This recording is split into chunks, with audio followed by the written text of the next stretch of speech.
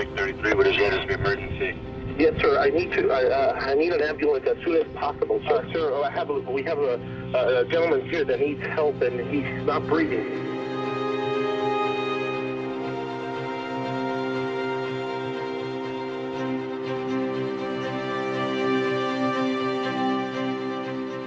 You're talking about Michael Jackson here. It was absolutely huge. There was a lot of pressure to get it right.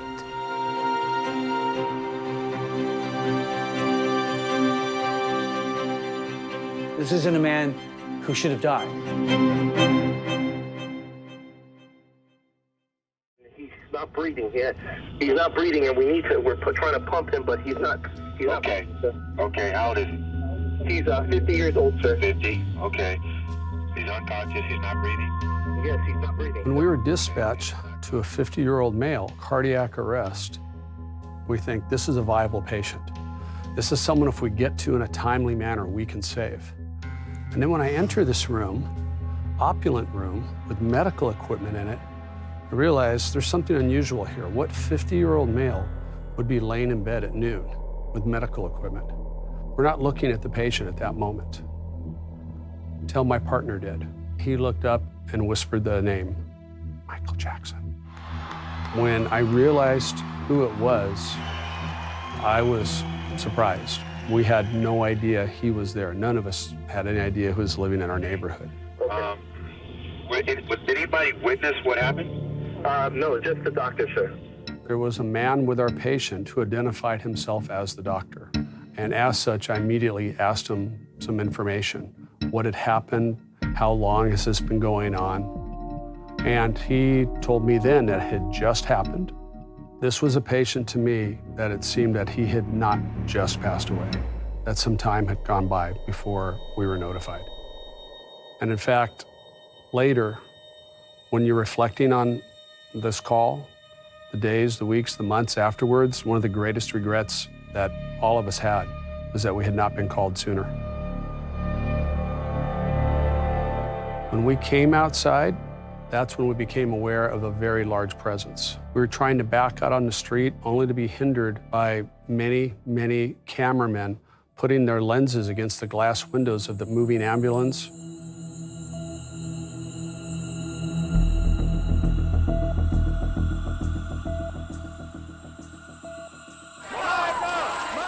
People seem to forget or don't realize about this investigation. It was a death investigation. It really wasn't a crime at the time. From the information that I had, it was probably an accident or natural, and we would find out that he had some pre-existing medical condition, and then we would be done. Just look at what we knew in the first hours of this. Taken to the hospital, there wasn't a bloody knife, there wasn't a smoking gun. There was nothing on the surface that would lead anyone to believe anything nefarious had occurred. When I arrived at the hospital, Dr. Murray was gone. So he was no longer there at the scene. We were in a bit of a panic then. The one person that was in a room with them at the time that everything happened is no longer at the hospital. There were several attempts right away to get a hold of Dr. Murray that were negative, that they were going to voicemail. Yeah, family members, Jackson family members coming in and people wanting some questions answered as well as us. It is believed he suffered cardiac arrest in his home. A team of doctors, including emergency physicians and cardiologists, attempted to resuscitate him.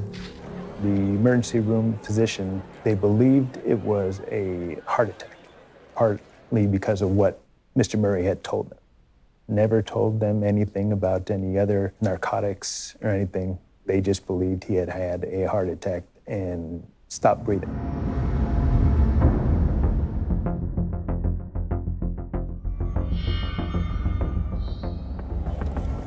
So here we are at the Carolwood house.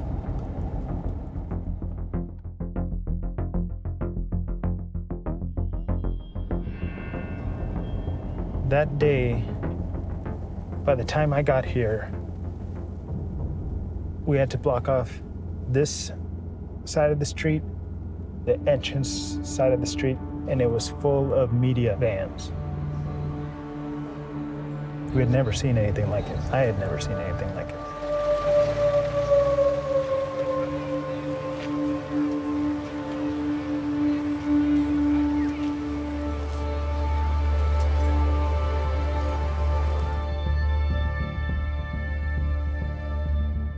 There was the room where Dr. Murray treated Mr. Jackson.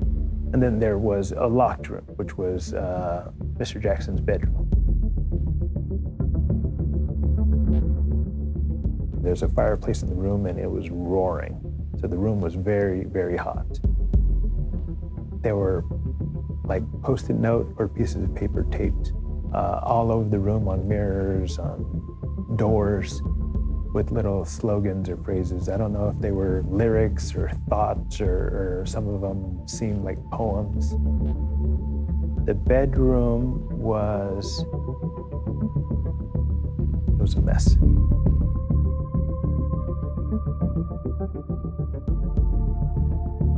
In the room where he was being treated, it did not seem like a room fit for any type of medical treatment. Not even like a home makeshift medical suite. It was just bare bones. I just remember going in there and there's an IV stand and saline bag and just various medications strewn about. There was a computer on the bed. There was a lifelike doll on the bed. And it's kind of like advertisements of pictures with babies. Everybody knew about the allegations that had been leveled against Mr. Jackson over the years. One of the things when I saw the laptop on the bed, do I go into it?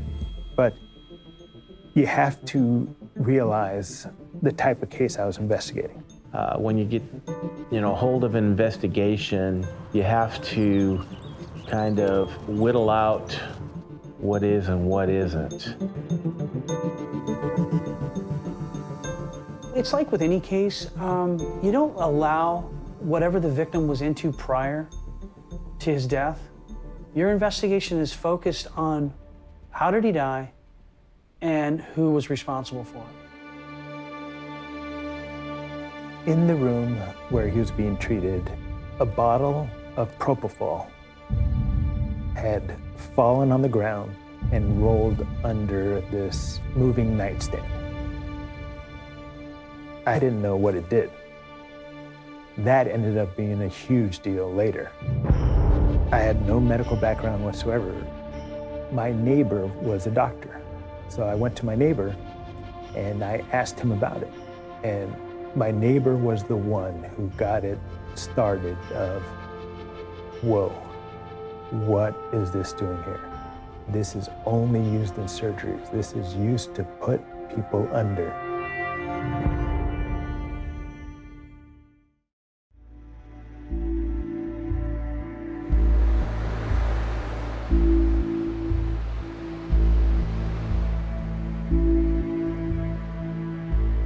We had put it out in the press that we were looking for Dr. Murray. We still didn't think that there was anything criminal going on. The only thing that we knew was this surgery drug was at the location. It shouldn't have been there. The next day, get a call. His attorney has been in contact. He consents to an interview. So our plan was to let him talk. And that's what we did. So, how long have you been a doctor for Mr. Jackson? I first started attending to him in 2006. And it was continuous 2006 on? No, well, no. Or on and off? Off and on, intermittent. Okay. We didn't know what happened. We didn't want to assume anything. And we wanted to give the doctor an opportunity to dig his own hole, if that was the case. But it's just you and Michael. Usually that's how it is. Okay. And this night it was just you and Michael? Just myself and him. And he proceeded to tell us that, Michael just couldn't sleep. He was just so amped up about this upcoming concert. He, by nature, had a hard time sleeping. He gave him some drugs. Some Valium, lorazepam, and diazepam, and a few others to try and calm Michael, to try and get him to rest, to fall asleep. And nothing works. He was wide awake. I said, do you feel a little bit drowsy? Do you think your eyes are telling you want to sleep? He said no. Dr. Murray says, after trying all these various things, nothing was working. And it's in the early morning hours of the next day. And so finally, I just gave Michael his milk. And that time he said, I'd like to have some milk. Milk? Hot, cold milk? What are we talking about? He says, oh, well, it's a medication. Does the medication have a name? He says, well, it's propofol. And this was, again, a big revelation during this interview that propofol is mentioned. And what is this propofol? It is a sedative that could also be used for anesthesia.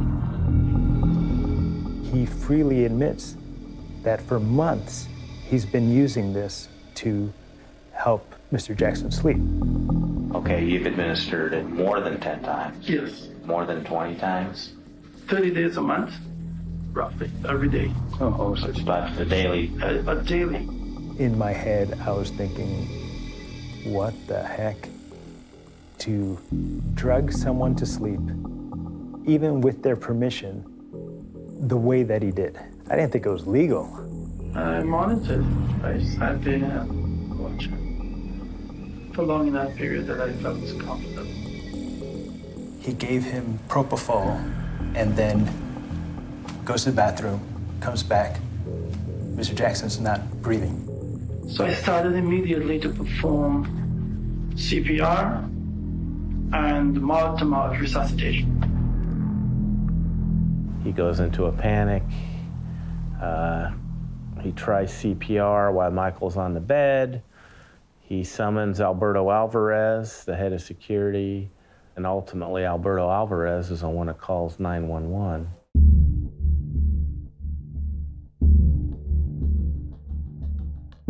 When we reviewed the CCTV at the mansion, we saw that he carried in a bag with him. And also the family and the security staff told us he would always carry a bag with him.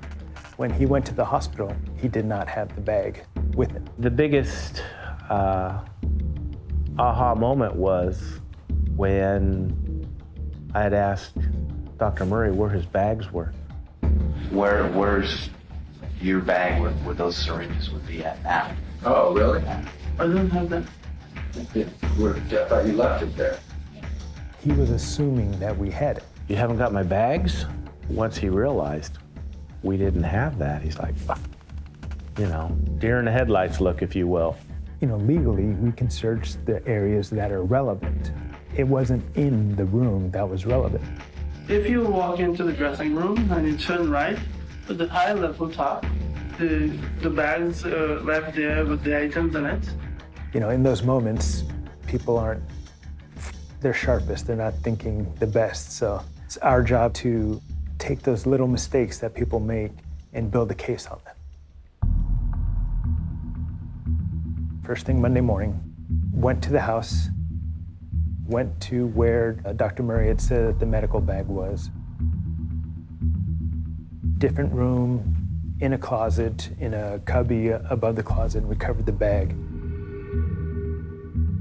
We recovered a treasure trove of evidence from Murray's doctor's bag. We found a bunch of more medicines that he had used, like propofol and lidocaine. One of the other things that we found was we found all the waste, all the trash, the needles, the empty bottles, the stuff that when we went into the room should have been laying around.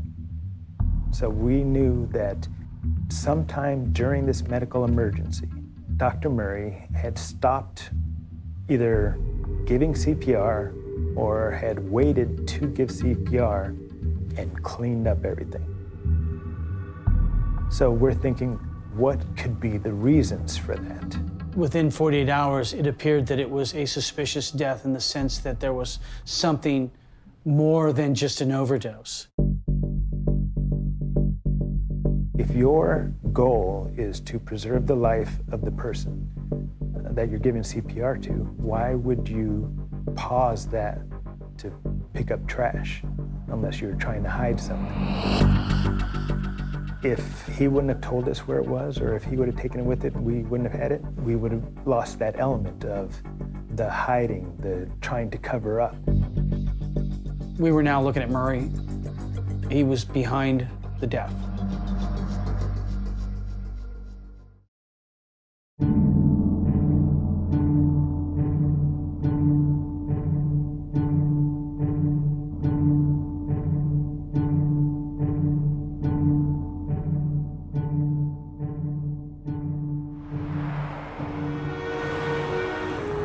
Not only do you have to do what you can for the victim, but you also have to take into account the organization.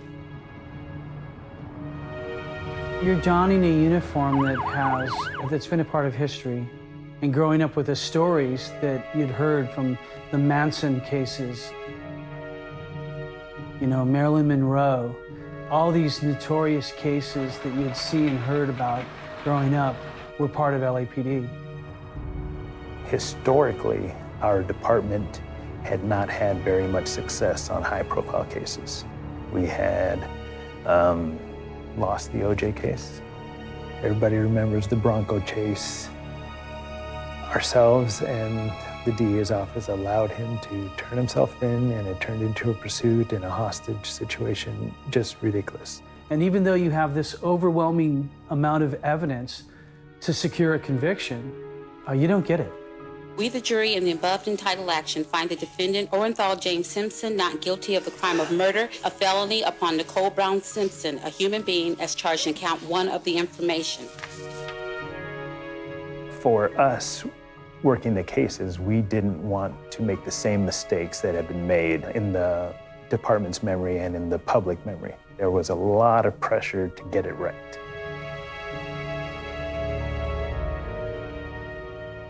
Me personally, I thought that it was going to be horrible. The public scrutiny, the second guessing. This is kind of like when the generation when Kennedy was assassinated. I now will remember that I was in Times Square, you know, when I found out that Michael Jackson passed away. There was a lot more pressure, if you will. There was a lot of eyes on us, obviously, to get the job done. It was daunting at times.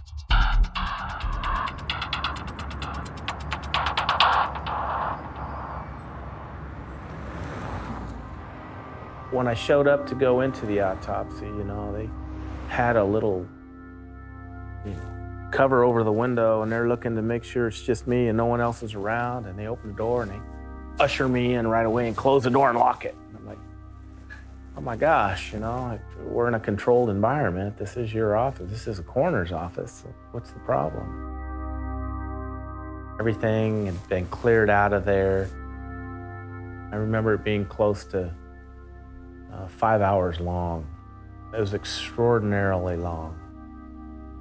The thing that was odd that I found myself periodically looking at was, you know, his head, his scalp. Because whenever he's out in public, he's wearing a wig.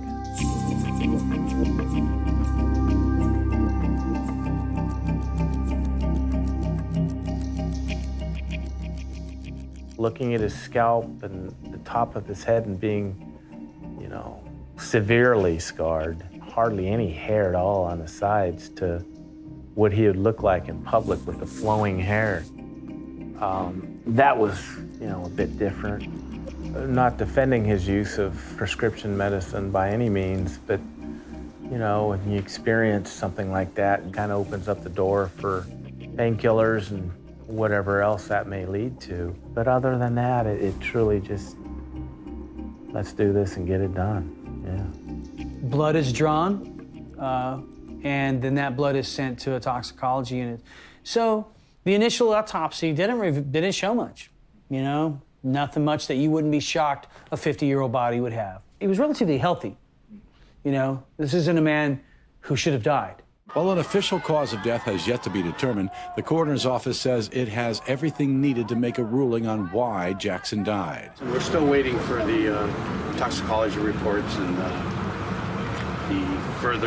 completion of all the reports that are coming in. So when the body was removed, It was weeks went by, and we kept asking, when are we going to hear from toxicology? When are we going to hear?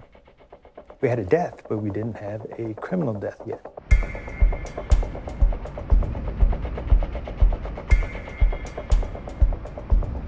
It's official. Michael Jackson's death was a homicide. The LA County Coroner's Office says the cause of death was an acute intoxication from the anesthetic propofol. Once the toxicology report came back, it gave us a lot more power behind our investigation. Other than going on a hunch, now we're going on facts. And then it became the idea of how bad. That was the big question. How bad is this? Ultimately, the toxicology results, you had those over here and you have Dr. Murray's statement here, and it just wasn't jiving. There was just no way that what he said was factual to what they found out.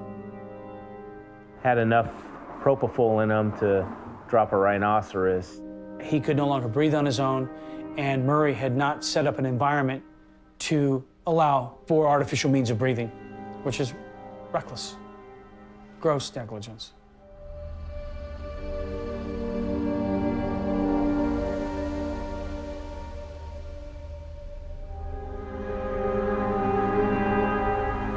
This is a bottle that people pee into when they're bedridden. This was found at the bedside and it was full. He used the restroom without having to get out of bed.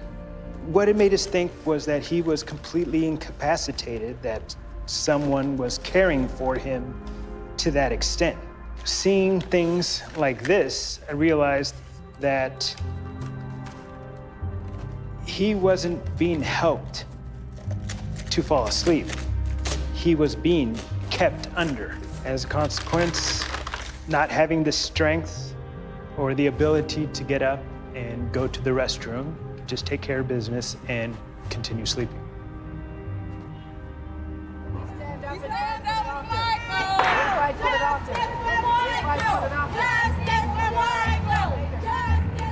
What we did is we took our case, and this included all of our interviews, all of our statements, and most significantly, the toxicology reports and the autopsy reports. We had 11 physicians in, I think, 5 or 6 different specialties review this material, and were asked to render an opinion. As I was looking for doctors to evaluate the level of care, I came across Dr. Schaefer. He was instrumental in developing propofol. I demonstrated that in statement after statement after statement in Conrad Murray's interview, what he said made no sense. It was not possible. He just asserted things that were not true.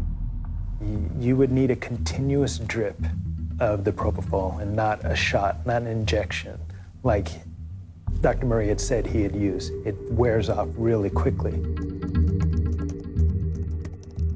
So what I'm simulating right here is the dose that Conrad Murray claims was available to Michael Jackson and that the defense claimed resulted in Michael Jackson's death, a dose of just 25 milligrams, 2.5 cc's of drug, which is ridiculous. It only lasts for a few seconds, and this was the whole point of the mathematics that I presented, and the heart, of course, keeps pumping. So we know that there was a 100 cc vial hanging over Michael Jackson. Knowing it was empty, we can see exactly how over a period of about 30 to 40 minutes, it enters into a dose that would be associated with a lethal concentration of drug in a patient who wasn't being looked after because they're really under pretty deep general anesthesia at that point in time. And this corresponds to having an empty 100 ml vial hanging over Michael Jackson's head. And I thought, oh my God, this is it. This is the smoking gun. This is actually the bottle of propofol that killed Michael Jackson.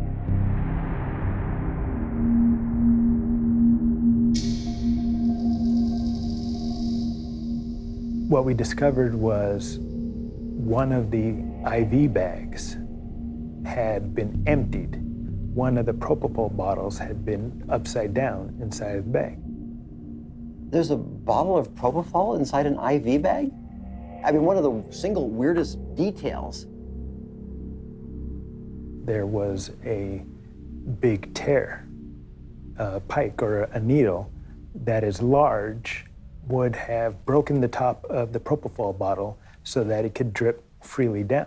Basically, Murray was using the saline bag to hang the bottle of propofol from the stand, but also, I think, to hide it, because he didn't want anybody to know he was using propofol.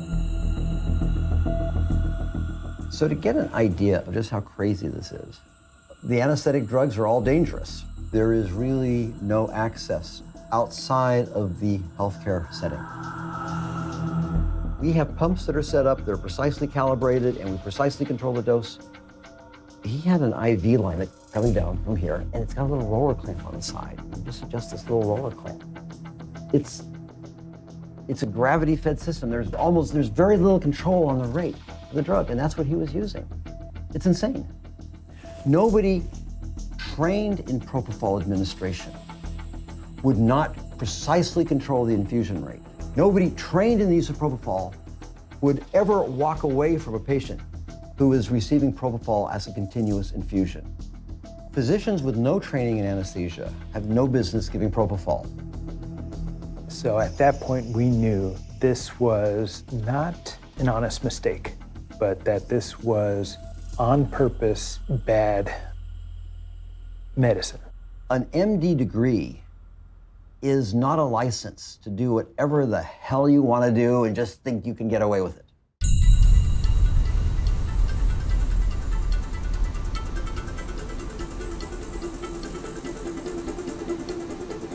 One of the challenges in the investigation was the uncooperative witnesses. One of those was Dr. Murray's girlfriend. When we finally served the search warrant at her apartment, the whole place had been cleaned out. There was nothing to show that Dr. Murray had been there, stayed there, frequented there at all. Fortunately, they had missed behind one of the bookcases. Behind one of the bookcases, we found a receipt for a pharmacy. That led us to the propofol. These items here are what we found at Nicole Alvarez's house. So it brings me back to remembering how difficult things were when dealing with her. This business card and this receipt were the only things in his name at her place. This led us to the pharmacy. When we arrived at the pharmacy had all the records ready. They had been following the news and they knew that the police would be there eventually. And as you go through, you can see all the amounts. One case of the 100 milliliter bottles, one case of the 20 milliliter bottles. In June, 4 cases of the 100 milliliter bottles.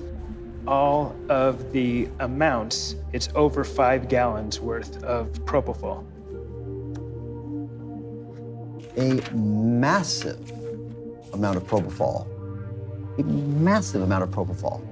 was shipped to his girlfriend's house.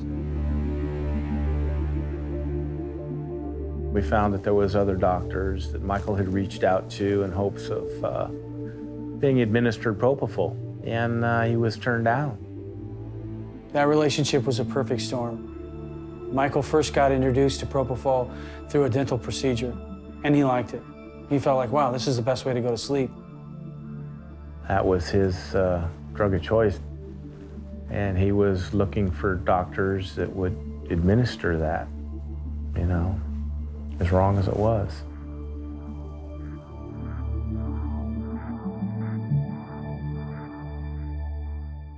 Usually you think of a doctor as someone very successful and ethical and distinguish why they would risk a patient's life for anything. What would make it worth it?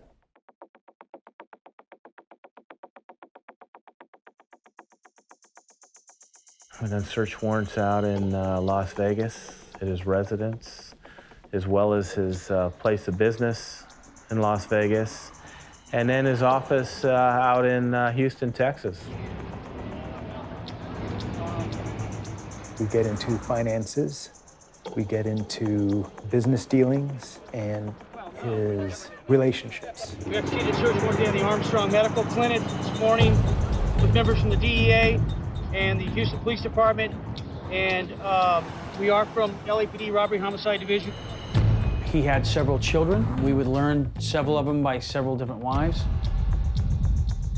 He would go out to places of adult entertainment and spend outrageous amounts of money. He would put on a show and not be able to support it financially. He would leverage his closeness to a celebrity to manipulate young women into relationships with him. We knew that he had purchased a home in October in Las Vegas for over $1 million, and his mortgage was $10,000 a month. And he had stopped paying it.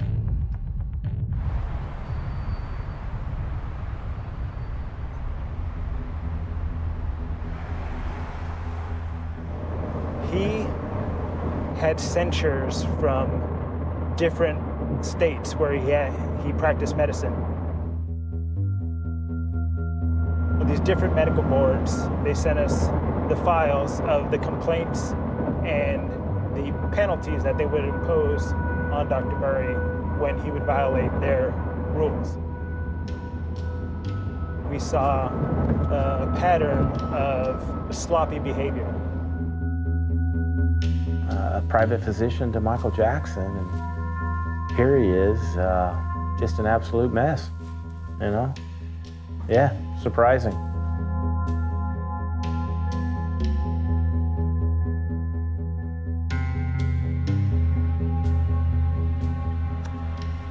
This is what I recovered from his car, from the doctor's car.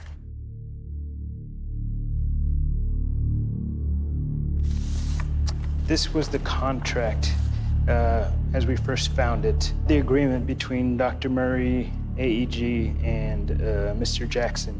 The producers shall remit payment to Dr. Murray in the amount of $150,000 per month. So this is where the money came into it.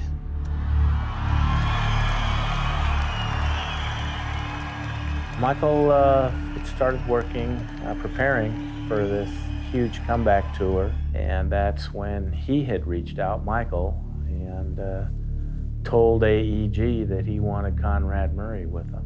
And initially AEG's like, you know, London's not a third world country. They have fabulous doctors over there. What do you need your own physician for? And Michael's response to his managers were, listen, the President of the United States has a physician, travel with him. I want a physician to travel with me.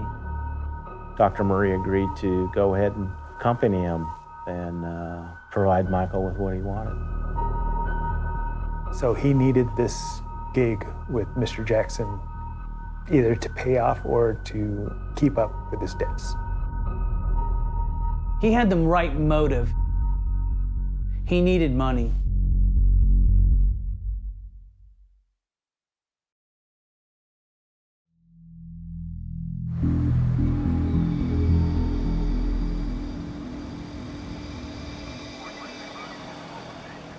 Ultimately, the decision was made to charge Dr. Murray with involuntary manslaughter as opposed to second-degree murder.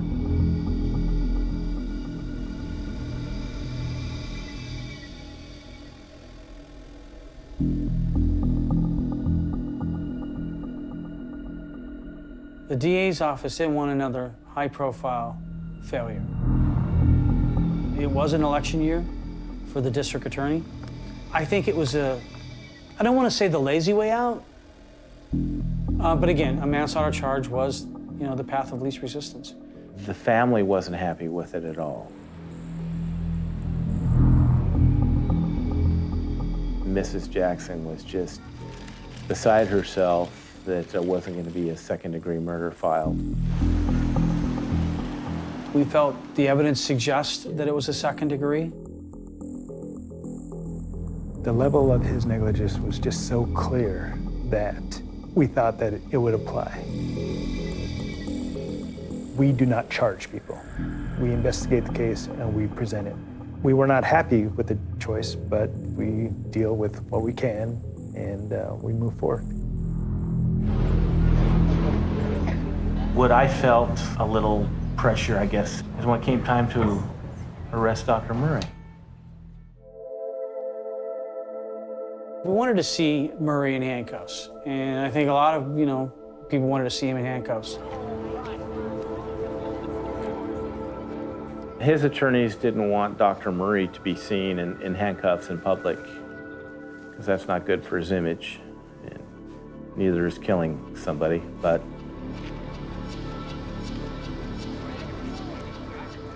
behind our backs, the DA's office made that agreement with Dr. Murray's attorneys. The doctor turned himself in, voluntary surrendered. I'm of the opinion that regardless of who you are, what walk of life you come from, if you've done wrong, then you need to answer for that.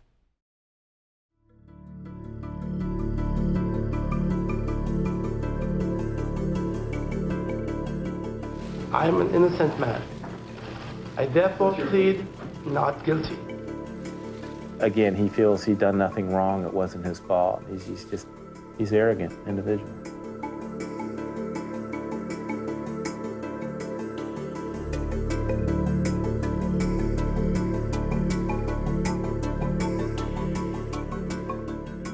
Conrad Murray figuratively and literally abandoned Michael Jackson. We looked at Murray's phone records. That was a big, huge piece. We could see Murray on his phone at certain times. He left this vulnerable man filled with Valium and midazolam and lorazepam and propofol with no medical monitoring equipment, no necessary resuscitative equipment. He left him there, abandoned him to fend for himself. So as far as stepping away for a minute and going to the bathroom and coming back and, oh my gosh, Michael's dead, no. He was sending emails, reviewing a contract, and he was also on the telephone with various people. While he was on the phone, he realized that Mr. Jackson was not breathing. I heard mumbling of voices. It sounded like the phone was maybe in his pocket or something. It was shh, and I heard coughing. We looked at the timelines of when the 911 call was, I think, around 20 to 25 minutes after that call with Sade ending. Mr. Murray started cleaning up the mess that he had left, covering up the medical treatment that he was giving, put that away, called for help from security, directed them to call 911 while he gave ineffective one-handed CPR, and then traveled to the hospital with Mr. Jackson. Dr. Murray fled the hospital before we arrived, waited a couple days to get his story straight, and ultimately was prosecuted for his conduct. We, the jury in the above entitled action, find the defendant, Conrad Robert Murray, guilty of the crime of involuntary manslaughter.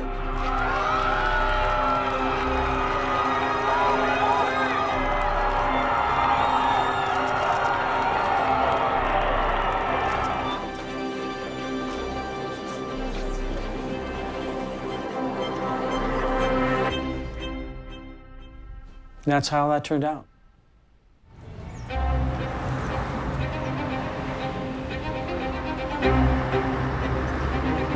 Should it have been a second-degree murder? Yeah, I think it could have been. Unfortunately, that is not a choice that we were able to make. The biggest thing is that he does not get his medical license back in any state, and I personally don't see that happening. And I'm just trying to keep it light and polite here, but yeah, he's in his own world. He's in his own world, Dr. Murray.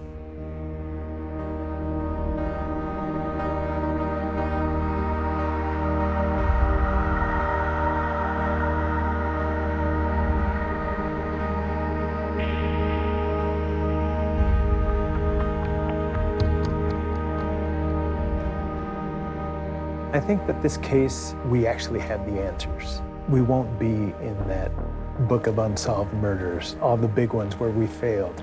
At least my name won't be put in the same place as those.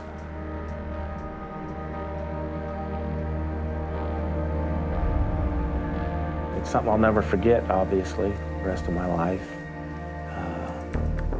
One hell of an experience. Yeah, no regrets.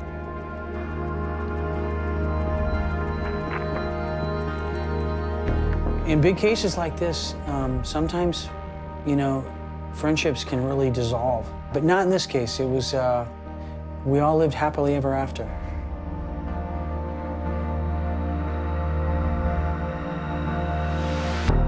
As soon as this one was over, it comes to, this is what we expect of you.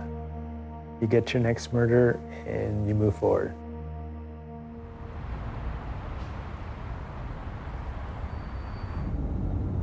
About 4 years after the trial, I was driving home from work. I look over to my left and I see this green, older, nice Mercedes. I feel someone staring at me. I look over in the same car and I see Dr. Murray. It took me a few seconds to register that it was him. And by that time, our cars had separated. But I never saw any double takes or any instant moment of recognition. At that time, I wondered whether or not he would start practicing medicine again. Do you give someone like that a second chance? Someone who's done their time for the crime that they've committed. When do you let it go?